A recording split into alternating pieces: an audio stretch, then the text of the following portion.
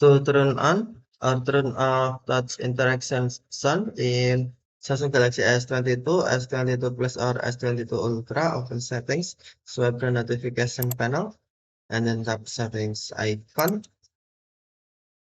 tap sounds and vibration, and then scroll down the screen. Next, tap system sounds or vibration control.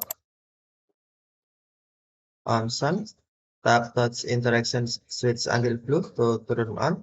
Touch vibration, touch interaction sounds, or touch switch until gray to turn on. Touch switch until blue to turn on, or tap switch until gray to turn off touch interactions sound.